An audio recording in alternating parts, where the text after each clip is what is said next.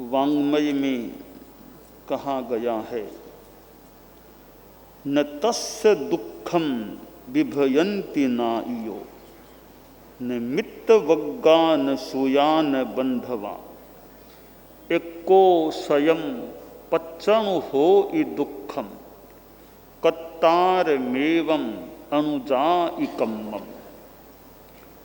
परम आराध्य भगवान महावीर की अध्यात्म यात्रा का प्रसंग चौथे भव में पांचवें देवलोक का देव जीवन संपन्न कर भगवान महावीर की आत्मा ने मनुष्य के रूप में जन्म लिया, ब्राह्मण बने। कौशिक नाम के ब्राह्मण थे और जीवन जीते जीते जीवन के संध्या काल में तापस बन गए, त्रिदंडी तापस बन गए। यानी कि जीवन के अंत में कुछ विशेष साधना में लगना। साधना के प्रकार परिवेश अलग अलग हो सकते हैं, पर जीवन के संध्या काल में तो कुछ विशेष साधना हो सके तो अच्छी बात हो सकती है। तो कौशिक ब्राह्मण ने त्रिदंडी तापस के रूप में संध्या काल का, जीवन के संध्या काल का मानो समय बिताया, और इस जीवन के बाद मृत्यु के पश्चात अनेक छोटे छोटे भवों में भी परिभ्रमण हुआ, और फिर जो हमारे निर्धारित ये भव हैं उनमें छठे भव में फिर वे ब्राह्मण बनते हैं। पुष्यमित्र नाम होता है। कुछ काल तक गृहस्थ आश्रम में रहकर फिर वे परिव्राजक बन जाते हैं। ये कई प्रकार हैं, परिव्राजक, आजीवक, तापस।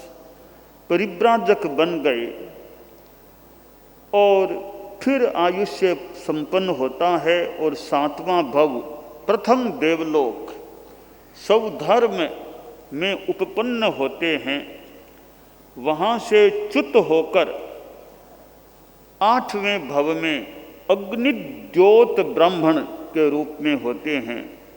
अंत में परिव्राजक बन गए।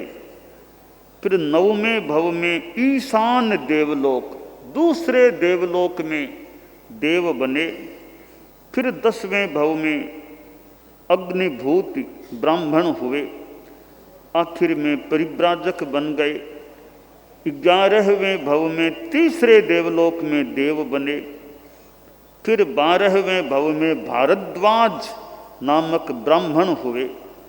13वें भव में चौथे देवलोक में महेंद्र में देव बने, और 14वें भव में फिर स्थावर नामक ब्राह्मण बने। अंत में परिव्राजक हो गए। 15वें भव में फिर पंचम देवलोक, यानी मानो विकास हो रहा है, तीसरा, चौथा, पांचवा देवलोक। 16वें भव में फिर मनुष्य बनते हैं और चारित्र ग्रहण कर लेते हैं।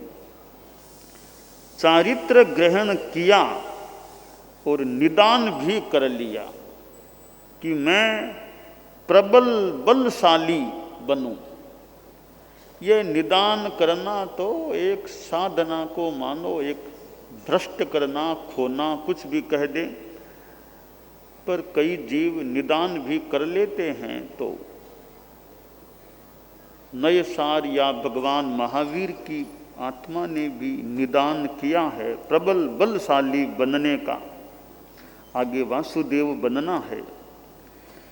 वहाँ का आयुष्य पूरा कर 7वें देवलोक में देव बनते हैं। फिर यह 17वां भव हो जाता है, वहाँ का आयुष्य पूर्ण कर 18वें भव में मनुष्य के रूप में पैदा होते हैं। पोतनपुर नाम का नगर था और वहाँ का राजा था प्रजापति।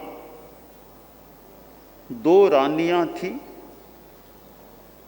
एक रानी से जो पुत्र पैदा हुआ, जिस रानी का नाम था भद्रा, उसने जिस पुत्र रत्न को जन्म दिया उसका नाम हुआ अचल। और दूसरी रानी मृगावती, उसने जिस पुत्र रत्न को जन्म दिया उसका नाम हुआ त्रिपृष्ठ। तो त्रिपृष्ठ भगवान महावीर का जीव है। दोनों राजकुमार भाई थे और विद्याओं में पारंगत हो गए। राजकुमार थे, विद्या पारंगत बने। और पिता का भी एक फर्ज मान लें कि भी मेरे पुत्र संतान पढ़ाई में अच्छे हो जाएं, विद्या निष्णात बन जाएं और आगे अच्छा अपना जीवन जी सकें, अच्छा अर्थार्जन कर सकें। इन संदर्भों में पिता का एक मानो फर्ज है कि अच्छी शिक्षा हो जाए। आज कितने बच्चे शिक्षा के लिए आउट ऑफ इंडिया, भारत के बाहर भी जाते हैं, भारत में भी जगह जगह जाते हैं, पढ़ते हैं। इसका मतलब है कि पढ़ाई के प्रति रुझान है कि अच्छी शिक्षा, अच्छी पढ़ाई हो जाए। और शिक्षा में वे आगे बढ़ते हैं। न केवल पुत्र पुत्रियां भी बाहर तक, भारत के बाहर भी जाती हैं, जाने वाली वहाँ पढ़ाई करते हैं। अर्थात शिक्षा के प्रति महिला समाज में भी मानो रुझान है। माता पिता अपनी पुत्रियों को भी शिक्षित करने का मानो प्रयास करते हैं। तो राजा प्रजापति, 2 राजकुमार और दोनों को विद्या पारंगत होने का मौका मिला और पिता का सहयोग भी करने लग गए। उसी समय प्रतिवासुदेव अश्वग्रीव था, सूरवीर था, पराक्रमी था, संग्राम शौकीन था। खैर थोड़ा सा प्रकरण है, संक्षेप में बात यह है कि त्रिपृष्ठ को ऐसा भी मौका मिला, शेर के द्वारा जो समस्या पैदा की जा रही थी, तो त्रिपृष्ठ ने समस्या पैदा करने वाले को ही समाप्त कर दिया। हालांकि हिंसा का कार्य है, कहीं बोलते बोलते हिंसा में रस न आ जाए, यह भी ध्यातव्य है कि साधु बोले और हिंसा में, हिंसा के कृत्य में वो रस ले ले, तो वह भी एक चिंतनीय बात है। तो सामान्य उल्लेख भी कि वो शेर का, समस्या सर्जक का भी समापन किया।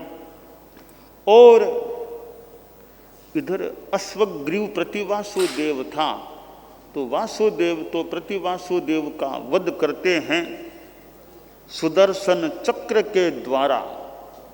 प्रतिवासुदेव का भी वध किया और फिर त्रिपृष्ठ वासुदेव बन गए।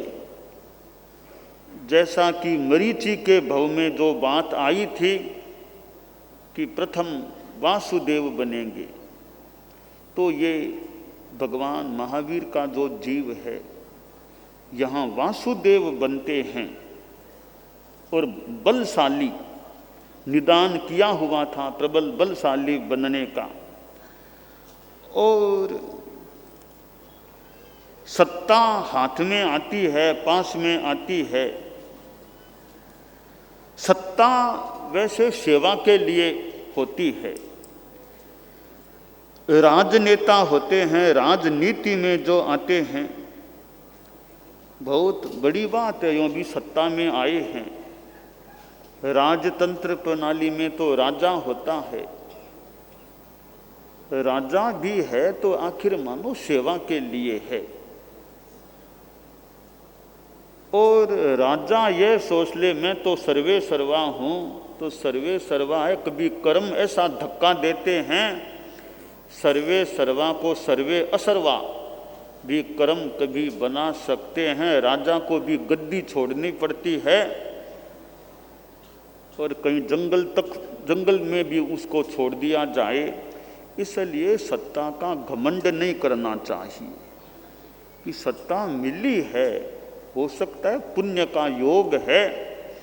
बिना पुण्य के तो सत्ता मिलना और अच्छी तरह सत्ता का एक निर्वहन होना, ठाट बाट का रहना, अनुकूल संवेदन होना, ये पुण्य कर्म के योग के बिना होना मुश्किल है।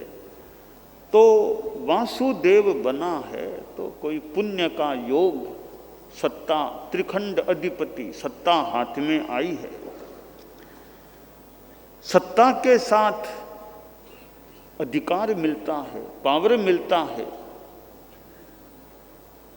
लोकतांत्रिक प्रणाली में भी सरकार होती है, सरकार में जो अपने अपने पदों पर हैं तो वहाँ भी संविधान के अनुसार उनको भी पावर मिलते हैं। किसके पास क्या पावर है, क्या दायित्व, क्या अधिकार, जो भी। तो ये संविधान के अनुसार अधिकार भी मिलता है। वासुदेव त्रिपृष्ठ अब सत्ताधीश बन गए और राज्य का संचालन करना, इतना बड़ा साम्राज्य हो उसका संचालन करना भी बहुत विशेष बात होती है। और अनुकूल सहयोगी मिल जाए, टीम अच्छी हो जाए। कि स्कीम हाथ में ली है तो टीम साथ में है या नहीं आपके। कि बहुत बड़ी स्कीम ली है तो टीम मजबूत है या नहीं। टीम मजबूत होगी तो स्कीम सफल हो सकती है। तो वासुदेव हो, जो भी सत्ताधीश हो, उनके पास में टीम अच्छी चाहिए, सहयोगी अच्छे चाहिए, डेडिकेटेड पर्सन्स पास में हों। और यह भी बात है, टीम को चलाने का तरीका भी तो मुखिया में होना चाहिए कि कैसे टीम को संतुष्ट रखा जा सके, प्रसन्न रखा जा सके, टीम से काम लिया जा सके। काम लेने का भी तरीका होना चाहिए मुखिया में, किससे कैसे कौन सा काम करा लिया जाए। तो अच्छी टीम मिलना भी मानो कोई अच्छी बात होती है, भाग्योदय हो सकता है। और टीम में किसको लेना यह भी पहले ध्यान देना चाहिए। किसको टीम में लूं, मंत्रिमंडल में लेना तो किस किस को लेना है, और सहयोगी बनाना तो किन किन को बनाना। यह मुखिया विवेक से निर्णय करे किसको टीम में शामिल करना चाहिए, किसको मीठी भाषा से थोड़ा दूर रख देना चाहिए। तो राजनीति हो, चाहे धर्म नीति हो, चाहे समाज नीति हो, चाहे संस्थाएं हों, जो भी मुखिया बनता है उसकी टीम भी सक्षम हो और मुखिया में टीम से काम कराने की भी एक दक्षता हो कि दूसरों को कैसे प्रसन्न रखा जा सके और कैसे उनकी योग्यता का उपयोग किया जा सके। तो ये जो समाज में भी संस्थाएं होती हैं, तभी अच्छे अच्छे लोग समाज में हैं, किसका कहाँ उपयोग अच्छा हो सके, तो यह सारी एक अच्छी नीति होती है, अच्छा चिंतन होता है, तो स्कीम सफल होने में सुविधा हो सकती है। वासुदेव त्रिपृष्ठ अब सत्ताधीश हैं। और कोई एक बार संगीत का प्रोग्राम हो रहा था और कोई सेवक था, थोड़ी भूल प्रमाद कुछ हो गया वासुदेव ने कहा मुझे नींद आ जाए तो प्रोग्राम संगीत का बंद करा देना, पर सैया पालक सेवक था, बंद नहीं कराया।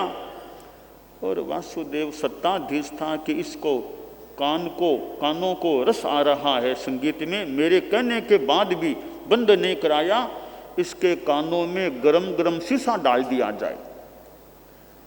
वासुदेव का आदेश है, शीशा गरम करवाया गया और उसके कानों में डलवा दिया गया। सैया पालक जो था तड़फ तड़फ कर प्राण उसके छूटे, प्राणांत हो गया। तो वासुदेव है, तो वासुदेव की तो अगली गति तय है, नरक में ही जाना है। यह जो कहा गया है राजेश्वरी नरकेश्वरी, हर राजा नरक में जाएगा ऐसा नहीं लगता, परंतु इस उक्ति में इतनी सार्थकता है, यथार्थता लगती है, जो सिद्धांत मान्यता है, वासुदेव को नरक में जाना होता है। तो वासुदेव त्रिपृष्ठ भी नरक में पधारे हैं, नरक भी छोटी सामान्य नहीं पधारे। 7वीं नरक में प्रभु महावीर की आत्मा पधारी है। इस बात को यों भी ले लें कि 7वीं नरक भी मानो भगवान महावीर के पगलियों से मानो, और तो प्रभु है तो कम प्रभु का इस रूप में भी 7वीं नरक को भी भावी तीर्थंकर को भी वहाँ रखने का या रहने का मौका मिला। बाकी तो कर्मों का योग है। कत्तार मेवम अनुजाई कम्मम, कर्म अपने कर्ता का अनुगमन करते हैं तो त्रिपृष्ठ को 7वीं नरक में, और आयुष्य भी जघन्य नहीं, मध्यम नहीं, उत्कृष्ट आयुष्य 33 सागरोपम के आयुष्य के साथ वहाँ उपपन्न हुए हैं। वहाँ का भी आयुष्य पूरा होता है। अब 19वां भव तो सप्तम नरक का, 20वें भव में शेर बनते हैं, सिंह बनते हैं। 7वीं नरक से निकले हैं तो तिर्यंच गति में पधारे, आए, शेर बने। शेर फिर आगे नरक में जाता है। 21वें भव में चौथी नरक में गमन होता है। इसके बाद फिर कई जन्म होते हैं तिर्यंच के, मनुष्य के। हम एक मनुष्य भव को मान करके यह 22वां भव मनुष्य का मान लें, अनेक भव वैसे हुए हैं। फिर 23वें भव में अब पुनः मनुष्य के रूप में उत्पन्न होते हैं। जैसा कि बताया गया मरीचि के भव में कि चक्रवर्ती भी मरीचि बनेगा। पश्चिम महाविदेह में मूका नगरी, वहाँ का राजा धनंजय, पटरानी धारिणी देवी, धारिणी देवी ने एक सुपुत्र को जन्म दिया। उस जन्मे हुए शिशु का नाम रखा गया प्रिय मित्र। प्रिय मित्र, प्रिय मित्र बड़ा हुआ। माता पिता ने सोचा हम तो कल्याण करें, साधु साध्वी बन जाएं। प्रिय मित्र को राज्य का भार सौंप दिया गया। राजा रानी दोनों दीक्षित हो गए, साधु साध्वी बन गई। प्रिय मित्र फिर चक्रवर्ती बन गया, और चक्रवर्ती तो बहुत बड़ा सत्ताधीश होता है। भौतिक दुनिया में सबसे ज्यादा कोई एक सत्ताधीश होता है तो मेरे ख्याल से चक्रवर्ती होता है। चक्रवर्ती से बड़ा कोई सत्ताधीश मेरी जानकारी में नहीं आ रहा है। अध्यात्म जगत में तो तीर्थंकर एक सर्वोच्च व्यक्तित्व है, भौतिक जगत में चक्रवर्ती सर्वोच्च व्यक्तित्व है। दोनों में काफी समानता है। दोनों की माताएं स्वप्न देखती हैं, 14 स्वप्न, दोनों में समानता। एक अध्यात्म जगत का प्रमुख है, दूसरा भौतिक जगत का प्रमुख है। तो आध्यात्मिकता और भौतिकता के ये प्रमुख होते हैं, ऐसा प्रतीत हो रहा है। तो प्रिय मित्र चक्रवर्ती बन गया, और चक्रवर्ती की सत्ता, और फिर सोचा आत्मा का कल्याण करें। यह तो भौतिक दुनिया ठीक, आत्मा का कल्याण करें तो साधु बन जाना चाहिए। मानो सत्ता को छोड़ा और पोट्टिलाचार्य के पास उन्होंने मुनि दीक्षा ग्रहण कर ली। फिर आयुष्य पूरा होता है और 24वें भव में, 23वां भव चक्रवर्ती प्रिय मित्र का, 24वां भव 7वें देवलोक में महाशुक्र में उपपन्न हुए और 25वें भव में फिर मनुष्य बनते हैं। छत्रा नामक नगरी थी, महाराजा जितशत्रु और महारानी भद्रा थी। पुत्र का जन्म हुआ, राजकुमार नंदन, नंदन नाम रखा गया। जितशत्रु ने सोचा नंदन अब तैयार यानी बड़ा हो गया, इसको भार सौंप दूं, मैं अपनी साधना में लगूं। तो नंदन को राजा बना दिया। राजा जितशत्रु स्वयं साधु बन गया। नंदन राजा अब सत्ता में है। 24 लाख वर्षों का आयुष्य तो गृहस्थावस्था में बिताया। फिर नंदन ने भी सोचा मुझे भी साधु बन जाना है, तो पोट्टिलाचार्य के पास राजा नंदन ने भी दीक्षा ले ली और नंदन राजा था, अब राजर्षि बन गया। नंदन राजर्षि, राजा था अब ऋषि बन गया। 1 लाख वर्षों का संयम पर्याय रहा, 1 लाख वर्षों तक। तो नंदन राजर्षि ने त्याग तो कर ही दिया, संयम ले लिया, अब तपस्या भी बहुत विशिष्ट की। हम सिद्ध योगी आचार्य श्री महाप्रज्ञ से प्रेक्षा ध्यान का एक प्रयोग करें। आपको एक प्रयोग कराया जा रहे हैं श्वास प्रेक्षा का। 5 सेकंड में श्वास लेना है, 5 सेकंड भीतर रोकना है और 5 सेकंड रेचन करना है और 5 सेकंड बाहर रोकना है। इस प्रकार 20 सेकंड में एक श्वास। सावधान रहे, श्वास भरे, भीतर रोके, रेचन करे, बाहर रोके, श्वास भरे, भीतर रोके, रेचन करे,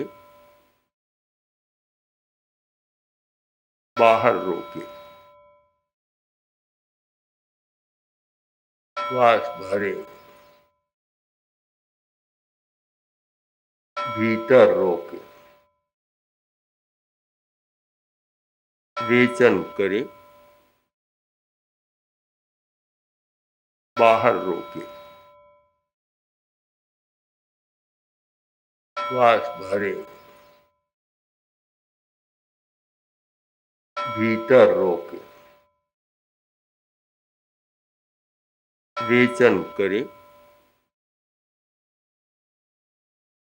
बाहर रोके,